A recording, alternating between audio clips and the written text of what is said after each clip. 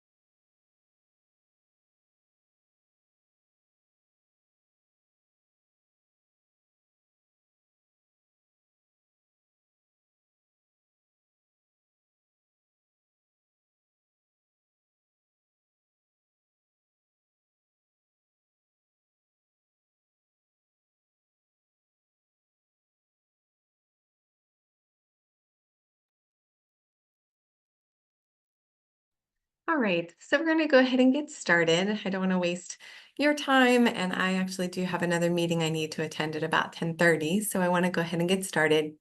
My name is Jennifer Lackey, and I'm the Director of Sanford Abroad and International Travel here at Sanford University.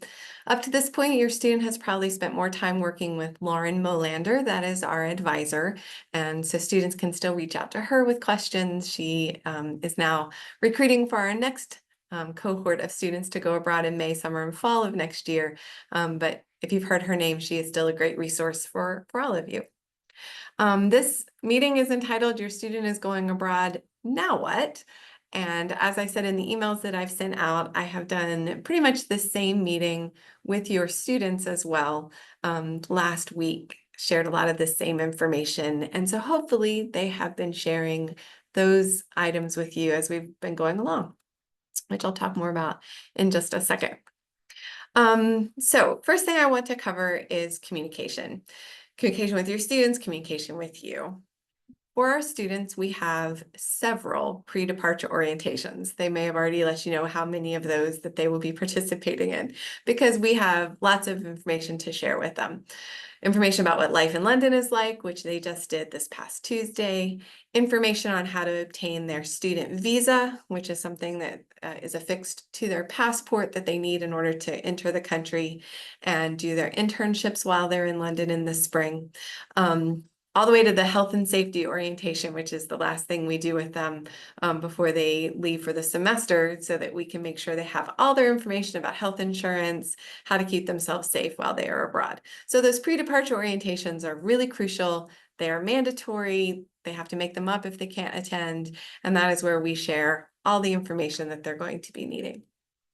And we ask them to share it with you. So as those meetings happen, and we're going through the semester, more information will roll out that will hopefully be communicated to you by your students. And the reason I emphasize that so much, that it's your students' responsibility to communicate with you, that if you have questions, your first line of attack is to talk to your student, is FERPA law.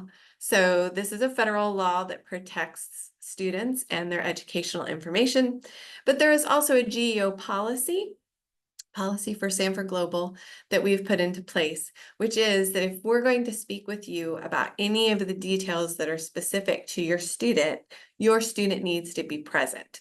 That means that they're giving you and me permission to speak with you, which is what FERPA requires. So it's just our policy. So I am absolutely happy to sit down with you and with your student and talk about any specifics or specific questions you might have to be able to share that information that's protected.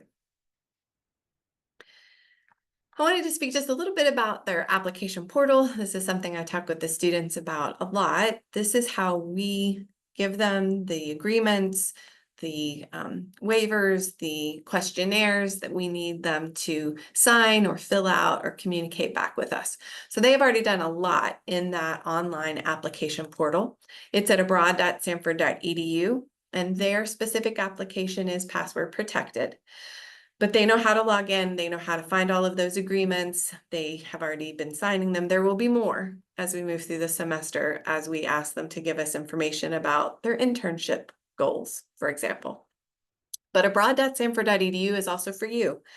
If you've never visited that page, I encourage you to do so, because there is a extensive public-facing portion to that where you'll find information about the program. You'll find information about resources on campus that can also support your student. For example, if they need accommodations or have accessibility modifications, then there's information on there about how they can do that. So check out abroad.sanford.edu. As I said, it's where they complete all their requirements and sign their agreements. So we do ask them, obviously, since you can't access those, to make sure they're sharing that with you so you can see what they have signed and what they are agreeing to. One of the main questions that often comes up as we're moving into this phase of the Sanford Abroad experience is the billing. So the billing schedule will actually follow the regular Sanford e-bill. So the only thing that has been charged to the student account at this point is a $200 application fee. And I'm not even sure that that's hit yet, but it will soon. That's the application fee that is actually tied to acceptance into the program, not commitment to the program. So if they applied and we accepted them, they've gone through the portion that requires the $200 application fee. So even if they then didn't commit to go, which you wouldn't be here if that was your student's case, but even if they hadn't committed, they'd owe the $200. So it gets applied early.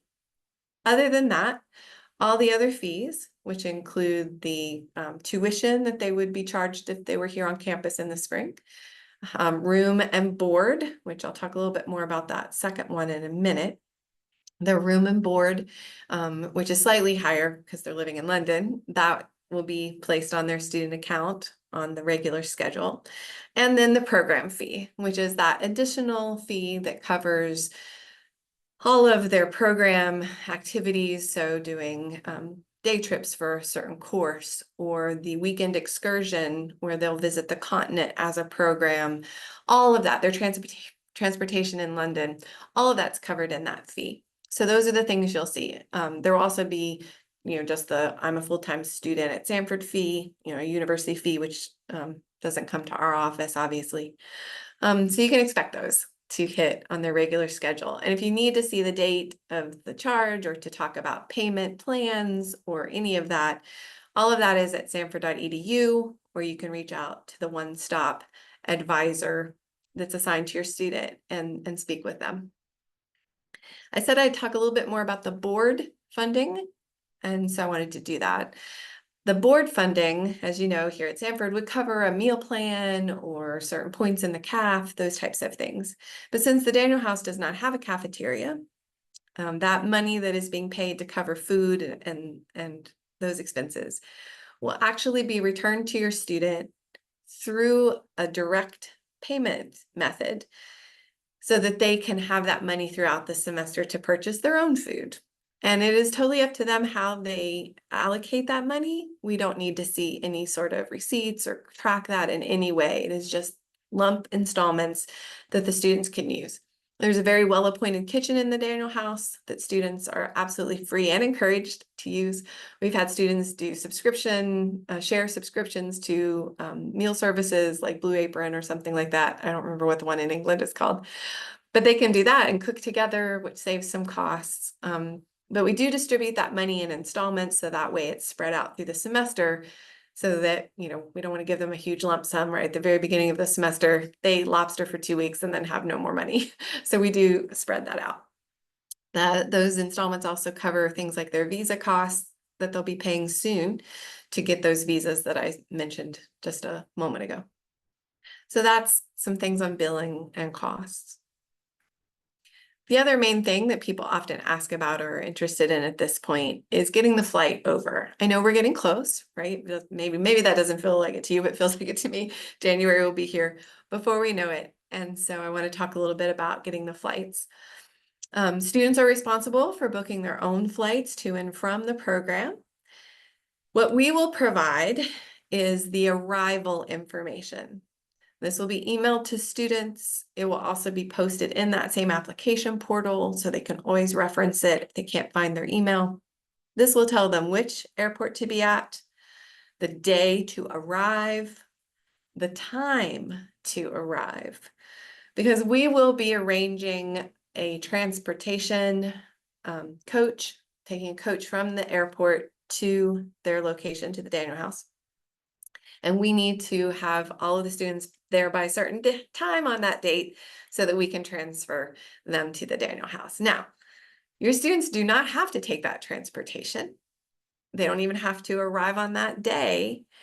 If they want to arrive before that time, we've already spoken to them about doing that as an option. When I mentioned Christmas in London, a bunch of their faces lit up. So they're welcome to arrive early, although they will need to, again, let us know that. So they don't have to be on that transportation from the airport. However, if they want to be, they do have to arrive by that time, and they cannot be later than that. They have to be at the house on that day to start their program, because there'll be orientations on that same day. We will also send them the faculty's flight information. So all of this will come soon, right? Here's the time and day to be at the airport if you want transportation. Here's the flight that faculty will be on, so that if they wish to travel with the faculty, they can book themselves on that same flight. Now, to that end, we have a travel agent that we work with. We'll send out that information at the same time. They're welcome to use her, but not required to use her. They're not required to be on that faculty flight, but if they want to book themselves on it, they can. We will offer information about booking international travel. For some students, this might be the first time they've done it, or the first time they're doing it on their own. And so we have a whole flyer of tips and suggestions, things we recommend, and we will post that again in their application portal. We will also have open office hours where they can come and make an appointment with our logistics coordinator, and she can talk them through the steps and work with them to get a flight booked if they wish. So we want to support them as much as possible in making their flight arrangements. But we are asking that they wait until they receive all of that information I just mentioned before booking their flights.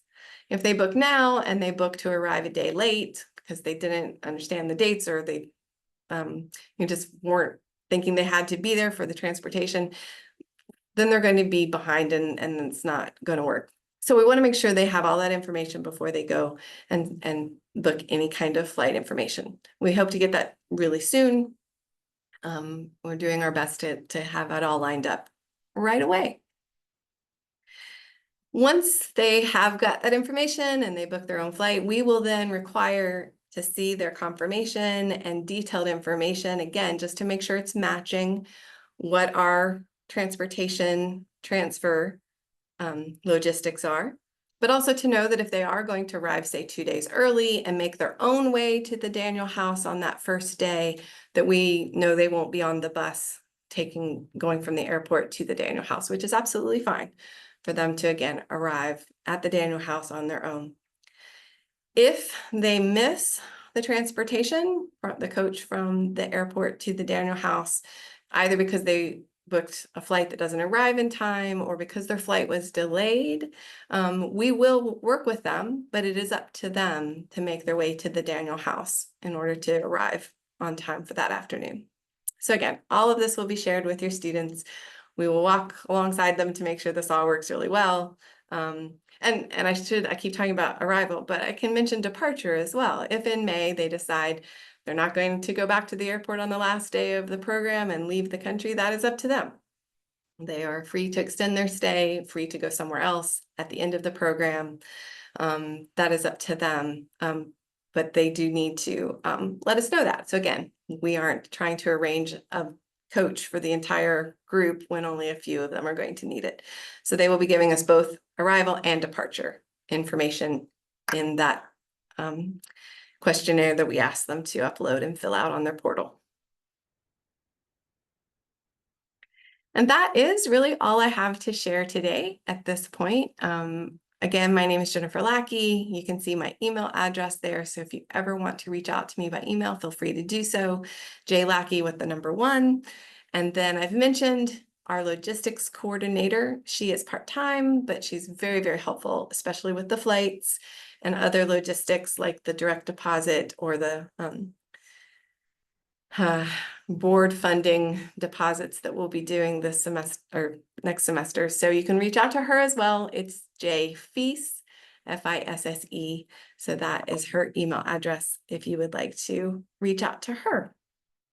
Okay, I'm going to stop sharing my screen at this point and invite anyone who would like to unmute themselves and ask a question.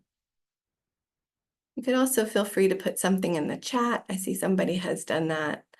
Will the parents have additional briefings? Not formally like this. There will be a last minute, a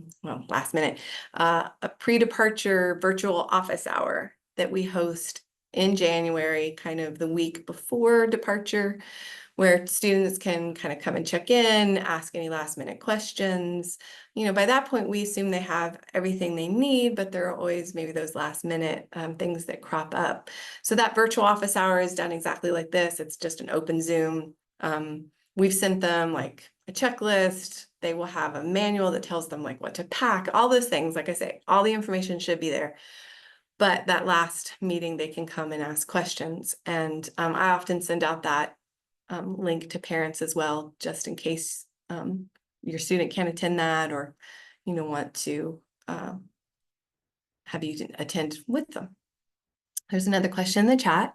Have the opportunity to use the same travel agent? Yes, I believe our travel agent would be happy to work with you on getting a flight over there. It's not a Samford University employee at all. It's an independent travel organization that we've just worked with for a long time. And yeah, you could certainly use them if you want, but no obligation. Other questions? Hi, Jennifer. Thank you for this. I was coming in and out, but did you say you'll be sending out the flight information soon? We must have missed something. As soon as she accepted, we booked a flight. I know we can obviously change that if need be, but will that be something you'll be sending out pretty soon so we can adapt those flights as needed? Yes, I'm hoping to get it really soon. I'm just waiting on the faculty to make a final decision and provide their information to our travel agent. We did indicate in some of the things they signed that they would need to arrange their flights. And I always worry that they think they have to do that right away. That's what we read is we thought, go Yeah. arrange it. So we arrange it, which is fine. We can adapt the flight if we need Yeah, to. I think so. We're still a good ways out. So yeah, we will get that information as soon as we possibly can. Okay. Yes, I think we read into it. Arrange your flight, do it right now. But that's okay. Other questions?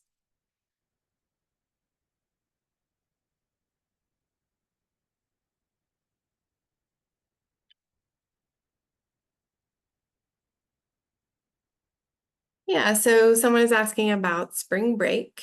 The dates for the Daniel House will be communicated to your students. They'll get a calendar for that will show exactly when the free time falls. Most students end up with a portion of Thursday and maybe Friday off. It really does depend on their schedule and how their internship hours line up with their courses. But they'll have the entire week of spring break, and then, depending on how their internship and classes fall, they may be able to leave as early as the Wednesday before and arrive back the Monday or Tuesday. But our director of UK operations, who really I should have had his name and contact information on my final slide as well. His name is Tom Crosby, T. Crosby at Samford. And Tom sets the calendar and disseminates it to students. So as soon as they have those dates, they can share those with you.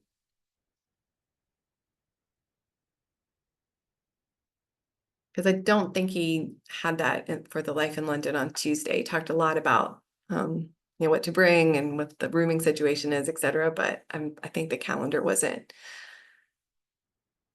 in that meeting, but it should be there soon.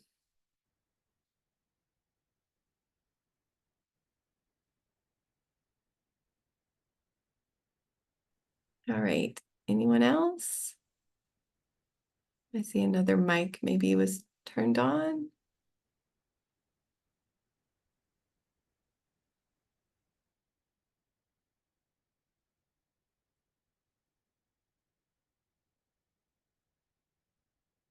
Someone's connecting to the audio, so I'll wait just another minute. Forgive me, Jennifer, I got on. Appreciate y'all being here. Yes, go ahead. Jennifer, I got on a little bit late. This is Spencer, but did you talk about the internships and how that works? I did not. The internship, I can, just in general. The internship is a 20-hour-a-week placement. Every student has input on that internship. Just yesterday, I sent to their application portal. So that's what I talked about right at the beginning. This is where students get their requirements, sign agreements, fill out questionnaires. I sent them the internship placement guide and their internship questionnaire. So they get to give us information about their year in school, their GPA, their career goals. They give us 3 fields of interest and 3 specific kinds of placements within that. Joe Burkhart, who is our academics director in the UK, places them or finds internship possibilities. They will intern or interview for those. They'll get some input on that. She'll work really closely with them. In fact, I think she's meeting with every student individually at some point late September, early October. And so she'll work with them to get those placements. We always tell students not to worry or panic if they don't have a placement, even by the time the semester ends this fall, because it can take, some time to secure those and make all the logistics arrangements. But students are guaranteed a placement. Maybe not their first choice, but they're guaranteed a placement. So that's how that works.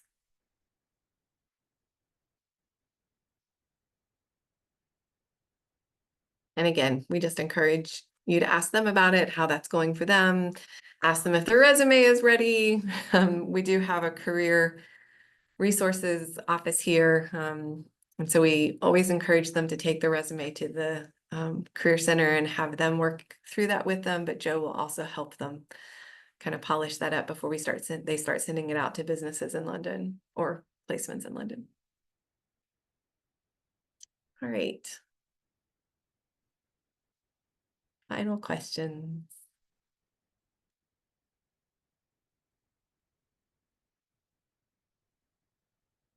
All right. Well, again, you know how to get a hold of me now, and I always enjoy talking with parents.